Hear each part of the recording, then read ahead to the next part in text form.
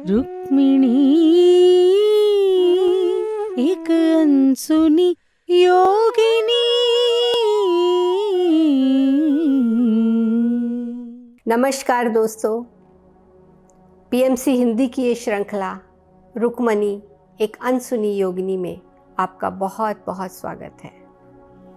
Friends, इसमें हम चर्चा कर रहे हैं दीना मरियम की book Rukmini and turning of time पर। पिछले एपिसोड में हमने ये जाना कि जो अम्बा को सतयुग में श्राप मिला था, उस श्राप को त्रेता युग में श्री कृष्ण और रुक्मिणी माता ने अम्बा के लिए उसे लेना कैसे आसान बनाया, और जो काशनी को त्रेता युग में श्राप मिला था वो उस समय फलीभूत हुआ जब उसका ख्याल रखने के लिए उसकी पूर्व जन्म की जो मौसी थी और नानी थी वो वहाँ थी, जो कि मालिनी और मेनका के रूप में थी। अब वह समय आ गया है जब महाभारत का युद्ध होने जा रहा है और ये फाइनल हो चुका है कि जो नारायणी सेना है वो कौरवों के पक्ष से युद्ध लड़ेगी और जो अभिषेक है वो नारायणी सेना में है। तो मालिन जो मेनका है उसकी पत्नी, वो बहुत चिंतित है इस बात को लेकर। तो मालिनी उसे समझाती है और फिर वो उसे वुमेन क्वार्टर में लेके जाती है ताकि मैं उसे माता से मिलवा सकूं। तो ये दोनों वुमेन क्वार्टर में जाती हैं।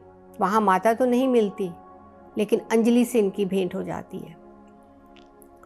तो अंजलि समझाती है मेनका को कि जब हम अपनी लाइफ की जो भी हमारी सिचुएशन है उसके प्रति समर्पण का भाव रखते हैं तो यहाँ आने का जो हमारा हाईएस्ट पर्पस है उसे हम अचीव करते हैं। अंजलि आगे कहती है कि ये जो समर्पण है, ये जो स्वीकार भाव है हर सिचुएशन के प्रति, जीवन की हर परिस्थिति के प्रति, ये मजबूरी में नहीं किया जाना चाहिए। जब हम इस विजडम के साथ किसी सिचुएशन को स्वीकार करते हैं कि जो भी हो रहा है मेरे भले के लिए हो रहा है और डिवाइन विल के अंडर हो रहा है, तो वो असल में समर्पण होता है और तभी हम अपना जो यहाँ आने का हाईएस्ट पर्पस है उसे अचीव कर पाते हैं। तो मेनका इस बात से फिर शांत हो जाती है और कहती है कि अब मुझे ये चिंता नहीं है कि अभिषेक किस पक्ष से की ओर से युद्ध करता है। वो जिधर से भी लड़े वो डिवाइन प्लान के अकॉर्डिंग ही हो रहा है। तो फिर ये दोनों घर आ जाती हैं। अब काशनी के जाने के 2 साल बाद इनको एक संदेश मिलता है, महल से संदेश आता है कि एक रथ आएगा जिसमें कपड़े और गहने होंगे और तुम लोग तैयार होकर रथ में बैठकर आ जाना, मालिनी, मेनका और अभिषेक। तो अब मालिनी कहती है कि मैंने कोई भी प्रश्न करना बंद कर दिया था क्योंकि मुझे समझ आ गई थी कि अगर महल से संदेश आया है तो इसके पीछे कोई कारण ज़रूर होगा। और हमने देखा बहुत ही हैवी गहने और कपड़े थे, ऐसा लग रहा था कोई किसी समारोह में हमें जाना है। तो हम वो कपड़े पहन के तैयार होकर रथ पर बैठ जाते हैं। अब जब रथ महल के आगे से निकलता है तो ये पूछते हैं सारथी से कि क्या जो समारोह है वो महल में नहीं है। तो वो कहता है कि नहीं, मुझे आपको कहीं और लेके जाना है। तो रथ आगे एक पहाड़ी के नीचे रुकता है। ये लोग सीढ़ी चढ़कर ऊपर जाते हैं तो देखते हैं कि जैसे किसी जश्न की तैयारी हो रही हो। बीच में एक विवाह का मंडप भी तैयार है, ऐसा लगता था कि किसी का विवाह होने वाला है। तो तभी ये वहाँ पे अंजलि को देखती है, सुमिति को देखती है, जो भी क्वार्टर्स के पुरुष और महिलाएं हैं वो सभी वहाँ पर हैं। तभी इसकी नज़र ईशान पर पड़ती है जिसने बहुत ही अच्छे कपड़े पहने होते हैं और उसके साथ खड़ी एक युवती है जिसको पहचानने में मालिनी को थोड़ा समय लगता है कि ये काशनी है, क्योंकि काशनी को हमेशा उसने सादे कपड़ों में देखा था और आज वह बहुत सजी हुई थी। तो इसके मन में एक ख्याल आता है कि कहीं ईशान और काशनी का विवाह तो नहीं है। तो ये ख्याल आते ही इसे अंदर से बहुत गुस्सा आता है कि मेरे ही बेटे की शादी है और मुझे ही पता नहीं। तो मेनका इसे शांत करती है। इतने में ये श्री कृष्ण और रुक्मिणी माता वहाँ आ जाते हैं। मालिनी देख रही है कि नीचे कोई रथ भी नहीं खड़ा, ये कैसे आए। तो वो कहती है कि सूर्य डूब रहा था और जो नारंगी प्रकाश है वो चारों तरफ फैला हुआ था। ऐसा लग रहा था जैसे किसी प्रकाश ने रुक्मिणी माता और श्री कृष्ण को घेरा हुआ हो, और वो दो नहीं, जैसे एक ही हो। तो मालिनी ने इससे पहले कभी श्री कृष्ण को देखा नहीं था। बचपन से एक बार दूर से उनकी झलक ही इसने देखी थी। तो कहती है कि मेरा ये श्री कृष्ण को देखने का पहला अवसर था, और कृष्ण के चेहरे पर एक बहुत ही मनमोहक मुस्कान थी। बहुत ही अद्भुत क्षण था ये। फिर मुझे ख्याल आता है कि श्री कृष्ण अम्बा को दिया हुआ अपना वादा पूरा करने आए हैं, और ये विचार आते ही जो मेरा मन है वो भर आता है कि अगर आज यहाँ अम्बा भी होती तो कितना अच्छा होता। मेनका और अभिषेक श्री कृष्ण और माता से मिलते हैं। अभिषेक श्री कृष्ण को प्रणाम करता है और वो अभिषेक से कुछ बातें करते हैं श्री कृष्ण। मेनका जो है वो पहली बार माता से मिली है, तो वो माता के चरणों में अपना सिर रख देती है। तो माता उसे धीरे से उठाती है, उससे कुछ बातें करती हैं, फिर उसे गले से लगा लेती है। मालिनी कहती है कि मैंने पहली बार माता को किसी को गले लगाते हुए देखा। फिर श्री कृष्ण ईशान और काशनी को आशीर्वाद देते हैं और माता की तरफ देखते हुए कहते हैं कि यही है इंद्रप्रस्थ की भविष्य दृष्टा जिसके बारे में तुम बताती हो। और फिर वो इधर उधर नज़र घुमाते हैं और कहते हैं कि आज गंधर्व लोक से बहुत से लोग इस विवाह में भाग लेने आए हैं, और मिथिला बहुत सी आत्माएं जो कभी मिथिला में रहती थी, आज मैं उन्हें यहाँ देख रहा हूँ। और ये माता को कहते हैं कि ये तुम्हारा उनके प्रति प्यार ही है जो बार बार तुम्हें उनके पास लेकर आता है। तो ये जो मालिनी है वो उसकी जो नज़रें थी श्री कृष्ण से हट नहीं रही थी, और वो लगातार श्री कृष्ण को देख रही थी। विवाह की रस्में पूरी हो जाती हैं और काशनी और ईशान जो हैं मालिनी से आशीर्वाद लेने आते हैं। तो मालिनी काशनी को कहती है कि मुझे माफ़ कर देना, मुझे इस विवाह के बारे में पता नहीं था, मैं कोई भी उपहार तुम्हारे लिए नहीं लेके आई। तो काशनी कहती है कि अभी भी आप हमें एक उपहार दे सकती हो, अगर आप देना चाहो तो वो अभी भी आपके पास है। वो कहती है कि बहुत कुछ ऐसे नृत्य थे जिनके लिए अब बहुत पॉपुलर थी द्वारका में। उनमें से एक नृत्य था जब जिसमें सीता माँ के प्रेम को श्री राम के प्रति दर्शाया गया था कि पंचवटी में अपहरण से एक दिन पहले जब रात को सीता माँ श्री राम के प्रति अपने प्रेम को दर्शाती है, वो नृत्य आप हमारे लिए करिए आज। तो मालिनी कहती है कि जैसे ही मैं नृत्य के लिए तैयार हो रही थी, मुझे अपनी माँ के बरसों पुराने कहे वो शब्द याद आ रहे थे। वो कहती थी कि जब हम नृत्य करते हैं, अपने पैरों को मुद्राएं देते हैं, तो हम धरती माँ को धन्यवाद दे रहे होते हैं, हमें इतनी मजबूती से पकड़ने के लिए, हमें सहारा देने के लिए।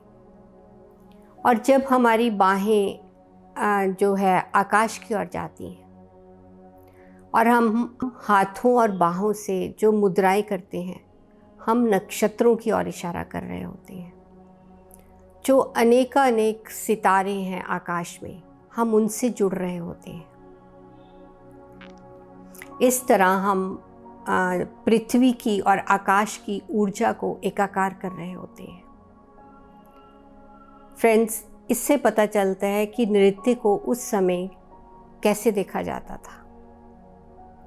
नृत्य की कला ऊपर जो सितारों की दुनिया है उसे पृथ्वी की दुनिया के साथ जोड़ती है और इस तरह जो आनंद है वो प्रवाहित होता है। इसमें एक इस नृत्य में सीक्वेंस था, ये जो नृत्य के जो भी स्टेप्स और सीक्वेंस थे वो मालिनी की माँ दर्शना ने ही बनाए होते हैं। तो इसमें एक सीक्वेंस होता है जिसमें घूमना होता है। मालिनी कहती है कि मैं श्री कृष्ण और माता के आगे नृत्य कर रही हूँ, फिर मैं जब घूमती हूँ तो मुझे वहाँ श्री राम और सीता माँ को मैं देखती हूँ। फिर मैं जब दोबारा घूमती हूँ तो वहाँ पे श्री कृष्ण और रुक्मिणी माता होते हैं, और फिर मैं जब दोबारा घूमती हूँ तो वहाँ पे श्री राम और सीता माँ हैं। तो इस तरह जो डाउट था मालिनी के अंदर कि क्या रुक्मिणी ही सीता है, वो उसका जो संदेह है वो दूर हो जाता है और एक बहुत ही दिव्य प्रेम की अनुभूति होती है उसे श्री राम के प्रति, सीता माँ के प्रति। तो वो बाद में अंजलि से पूछती है कि मेरा क्या कनेक्शन है सीता माँ के साथ। तो अंजलि बताती है कि उस समय त्रेता युग में तुम राजा जनक के उसमें राज्य में एक सेविका थी, और जब सीता अयोध्या आई विवाह के बाद तो तुम भी उनके साथ ही अयोध्या आ गई थी, और उस वक़्त तुम्हारा नाम मीनाक्षी था। तो फ्रेंड्स, ये मीनाक्षी की कहानी अनटोल्ड स्टोरी ऑफ सीता में बहुत डिटेल से दीना मरियम ने बताई है। और वो कहती है कि एक बार जो भी माता की नज़रों के सामने आ जाता है उसका माता के साथ एक इटर्नल बॉन्ड बन जाता है। तो अब जाने से पहले जो श्री कृष्ण और माता हैं ईशान और काशनी को कुछ उपहार देते हैं। काशनी को माता 2 जार देती है, एक नीले रंग का होता है, एक लाल रंग का होता है। वो कहती है कि नीले रंग के जार में ऐसी औषधि है कि जो व्यक्ति कितना भी घायल हो, कितना भी बीमार हो, उसे ठीक कर देगी, उसे मृत्यु से बाहर लेकर आएगी। और जो लाल रंग का जार है उसमें एक ऐसी औषधि है जो तीव्र से तीव्र दर्द को भी अपने बस में कर लेगी, उस दर्द को ख़त्म कर देगी। तो इन दोनों जारों का इस्तेमाल कब कहाँ पे करना है वो तुम्हें अपने विवेक से करना होगा। काशनी जो है वो बहुत ही बुद्धिमान है, अब तो वो सेज मैत्रेय की शिष्य भी रह चुकी है, तो बहुत ही एक मैच्योर जो उसका जो पर्सनैलिटी है बहुत ही मैच्योर है। फिर वो ईशान की तरफ मुड़ती हैं और उन्हें ईशान को एक नीला पत्थर देते हुए कहती हैं कि ये श्री कृष्ण की तरफ से तुम्हें उपहार दिया गया है। इस नीले पत्थर में एक दिव्य मंत्र की शक्ति है। जब भी तुम श्री कृष्ण का नाम लेकर इस मंत्र का इस पत्थर का उपयोग करोगे, तुम जब किसी को ढूंढना चाहोगे जो तुमसे बहुत दूर है और तुम्हें नहीं पता वो कहाँ है, तो ये पत्थर तुम्हें उस व्यक्ति तक पहुँचाएगा, उस रास्ता बताएगा कि वो व्यक्ति कहाँ है। तो जो मालिनी है वो कहती कि मैं तो लगातार श्री कृष्ण के चेहरे की ओर ही देख रही थी। तो अंजलि उसे हिलाती है कि कहती है जाओ तुम भी जाकर आशीर्वाद ले लो। तो श्री कृष्ण उससे कहते हैं कि आज तुमने प्रेम का जो असली स्वरूप है उसे समझा है, जो कि हर आत्मा का मूल स्वभाव है। इसे कभी भी अपने से दूर मत जाने देना, क्योंकि यही प्रेम ही जो है हमारे जीवन को दिशा देता है। तो फिर श्री कृष्ण और माता चले जाते हैं और ये पूरी फैमिली जो है पूरी रात बैठ कर बातें करते हैं आपस में, जहाँ पे मालिनी को पता चलता है कि ईशान और काशनी को भी इसी तरह रथ में गहने कपड़े देकर बुलाया गया था। उन्हें भी नहीं पता था कि उनका विवाह होने वाला है। तो अब वो समय आ गया है जब महाभारत का युद्ध पास आने जा रहा है, होने की संभावना है। तो जो श्री कृष्ण है वो हस्तिनापुर जाते हैं शांति दूत बनकर, जहाँ दुर्योधन उन्हें बंदी बनाने की कोशिश करता है। इस बात से जो द्वारका के लोग हैं बहुत नाराज़ हैं कि हमारे राजा के साथ इस तरह का व्यवहार हुआ है। अब वो दुर्योधन के बहुत से कांटेक्ट हैं नारायणी सेना के साथ, क्योंकि जो नारायणी सेना के उच्च अधिकारी हैं वो श्री कृष्ण और रुक्मिणी से नाराज़ रहते हैं। जो सेनापति है वो इसलिए नाराज़ हैं कि जो उसके बेटे की शादी काशनी से रुक्मिणी माता के कारण नहीं हो पाई, और जो काशनी का पिता है वो इसलिए नाराज़ हैं कि माता ने काशनी की शादी नहीं होने दी और काशनी को कहीं छुपाकर वुमेन क्वार्टर में कहीं रखा हुआ है, वो ऐसा ही समझता है। और भी बहुत से अधिकारी इसलिए नाराज़ हैं कि वुमेन क्वार्टर्स को लेकर कि यहाँ जातियों की मिक्सिंग होती है और जो माता है हमारे जो पारिवारिक मामले हैं उसमें हस्तक्षेप करती हैं। तो इस तरह जो दुर्योधन की सांठ-गांठ है वो नारायणी सेना के उच्च अधिकारियों से वो होने लगी है। अब ये भी क्लियर है कि युद्ध होगा भी, और जो नारायणी सेना है वो कौरवों की तरफ से लड़ेगी। तो जो मालिनी है वो अभिषेक को लेकर चिंतित है, क्योंकि वो नारायणी सेना में है और उसे अब कौरवों की तरफ से युद्ध लड़ना पड़ेगा, और वो जानती है कि जिधर श्री कृष्ण है जीत तो उसी पक्ष की होगी। तो इसके लिए वो चिंतित है और कहती है इसे अभिषेक को कि तुम युद्ध मत करो। तो वो कहता है कि क्षत्रिय होकर मैं युद्ध के मैदान से नहीं भाग सकता। जिस जगह से मेरी रोज़ी रोटी चलती है, जिस सेना से, वो अब किसी भी पक्ष से लड़े, मैं उसी पक्ष से लड़ूंगा। अब मुझे अपनी मृत्यु की भी परवाह नहीं है। तो फिर ये चिंतित होके वुमेन क्वार्टर जाती है, तो देखती है कि वहीं माता भी होती है। तो माता इसे देखते ही कहती है कि मालिनी, अच्छा हुआ तुम आज आ गई, मैं तुमसे ही बात करने वाली थी, मैं बात करना चाहती थी। शायद मुझे ये बात करने का दोबारा मौका ना मिले। वो कहती है कि तुमने अभी अपनी जो तुम्हारी पूर्व जन्म की माता है उससे अपने संबंधों को अच्छा कर लिया है, वो मेनका की बात कर रही है। अब जो तुम्हारी इस जन्म की माता है, जो तुम्हें जब 8 वर्ष की तुम थी छोड़कर चली गई थी, और मैं चाहती हूँ कि तुम उसे भी हृदय से स्वीकार करो। मैं उसे तुम्हारे पास भेजूँगी, तुम उसे भी स्वीकार करो। तो मालिनी सोच रही है कि हर कोई इतना व्यस्त है, युद्ध की इतनी परेशानी है, और इस वक्त भी माता मेरी ही चिंता कर रही है। तो वो कहती है कि ठीक है माता, जैसा आप चाहते हो मैं वैसा ही करूँगी। फिर वो पूछती है कि क्या ये जो युद्ध होने जा रहा है होगा? तो रुक्मिणी माता कहती है कि युद्ध होगा और बहुत से लोग इसमें मारे जाएंगे, लेकिन तुम चिंता मत करो। तुम घर जाओ, जाकर अपने भाई से कहो कि वो युद्ध का अंत देखने तक जीवित रहेगा, तो तुम चिंता मत करो। तो फिर ये अपने घर जाती है और जाकर अभिषेक को पूछती है कि उस दिन जब ईशान और काशनी का विवाह हो रहा था तो श्री कृष्ण ने तुमसे क्या बात कर रहे थे? तो अभिषेक कहता है कि श्री कृष्ण ने मुझसे कहा कि एक योद्धा को पता होना चाहिए कि उसे कब युद्ध करना है और कब विड्रॉ करना है। हमें हमेशा ही अपने धर्म का पालन करना चाहिए। तो अब जो अभिषेक है वो नारायणी सेना के साथ कुरुक्षेत्र के मैदान की तरफ प्रस्थान कर जाता है। अब रोज़ ये महल में अपने नौकरों को भेजती है ताकि युद्ध का समाचार मिल सके, और रोज़ आकर वो बताते हैं कि हर रोज़ पांडवों को बहुत नुकसान हो रहा है। फिर एक दिन खबर आती है कि श्री कृष्ण ने अर्जुन को युद्ध के लिए तैयार कर लिया है, और 10वें दिन ये खबर आती है कि जो भीष्म पितामह है वो बाणों की शैया पर लेटे हुए हैं। अर्जुन ने उन्हें बाणों की शैया पर लेटा दिया है। तो अब मेनका की जो तबीयत है वो बहुत ख़राब, दिन ब दिन बिगड़ रही है, वो बहुत बीमार है।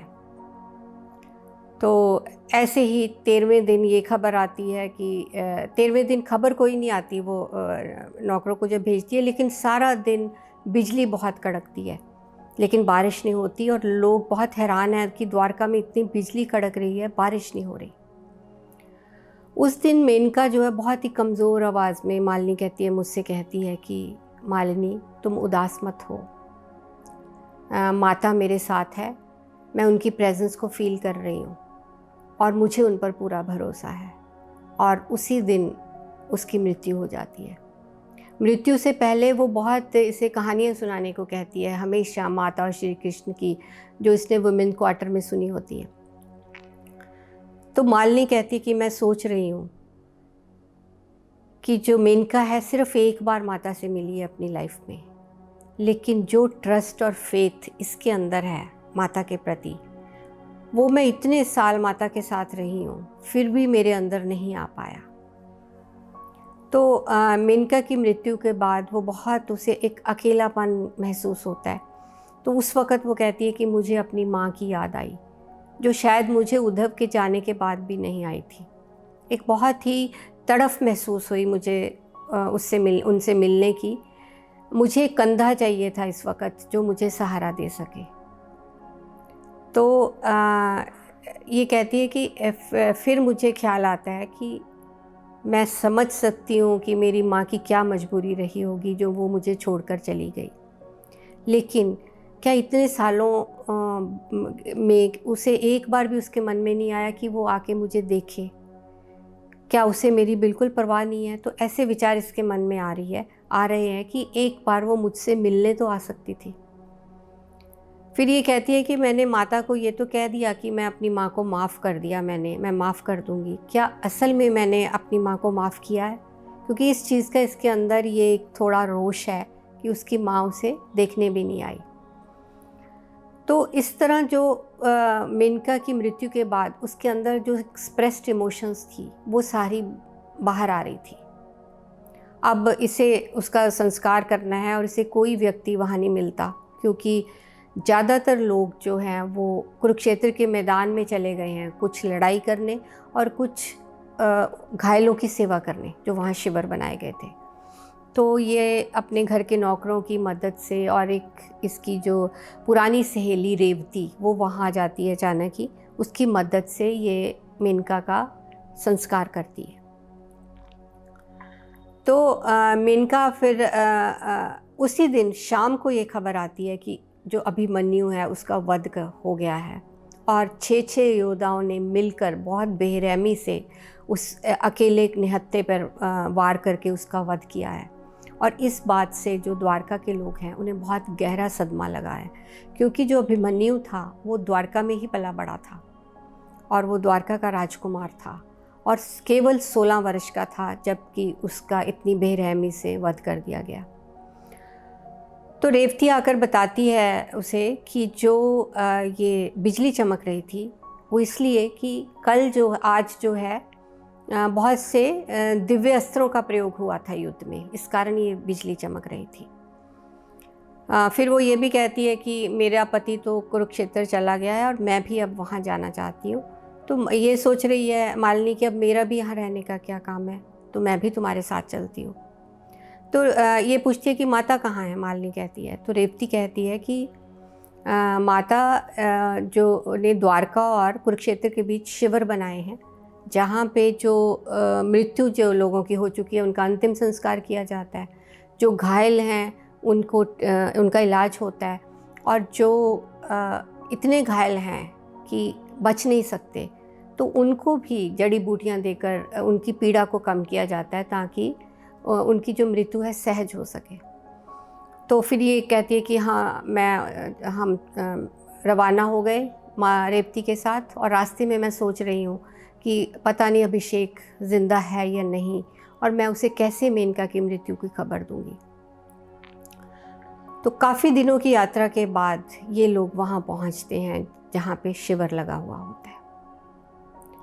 तो ये कहती है कि शिविर में पहुंचकर मुझे ऐसे लगा जैसे मैं मौत और निराशा के समुंदर के बीच खड़ी हूँ। हर तरफ मांस की बदबू आ रही थी।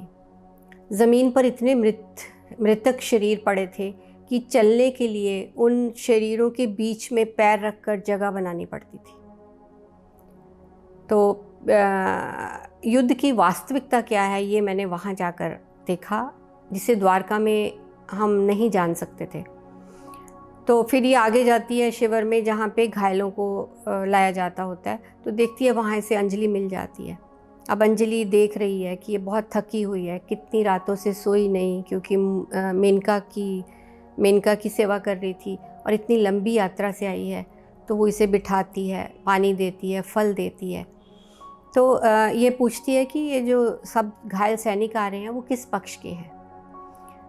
अंजलि कहती है कि माता ने हमें कहा है कि हमें ये नहीं देखना कि जो सैनिक है वो कौरव पक्ष से लड़ा है या पांडवों की तरफ से, हमें जो भी घायल यहाँ आ रहा है उसकी सेवा करनी है। तो फिर ये अंजलि को कहती है कि अभिमन्यु को इतनी निर्ममता से मारा गया है, वो तो श्री कृष्ण और माता का बहुत ही प्रिय था, तो ऐसा उसके साथ क्या है, क्यों हो गया। ये बहुत विचलित है इस बात को लेकर और देख रही है कि अंजलि जो है कहती है कि बहुत ही शांत थी, एक स्पष्ट थी, उसकी आंखों में एक स्पष्टता थी, बहुत ही शांति से भरी हुई उसकी आंखें थी। और उसे देखकर मैं सोच रही हूँ कि मैं इस जैसी क्यों नहीं, मेरे अंदर तो इतनी निराशा पैदा हो गई है इस युद्ध को देखकर। तो अंजलि इससे संतावना देते हुए कहती है, मालिनी, मैंने तुम्हें इतनी बार कहा है कि हर कहानी को जानने के लिए हमें उसके पीछे की कहानी को जानना पड़ता है।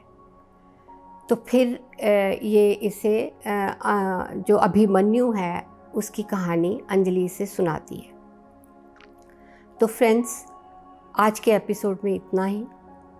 अगले एपिसोड में हम जानेंगे कि अभिमन्यु का जो वध हुआ उसके पीछे क्या कारण था और श्री कृष्ण का इस धर्म युद्ध करवाने के पीछे, ये जो धर्म युद्ध होने जा रहा है उसके पीछे क्या उद्देश्य था। और मालिनी की एक योगी से भेंट होती है जंगल में और वो जो बहुत से प्रश्न पूछती है उस योगी से, उसके बारे में भी हम अगले एपिसोड में जानेंगे। तब बने रहें हमारे साथ। तब तक के लिए आप सभी का बहुत बहुत शुक्रिया, बहुत बहुत आभार।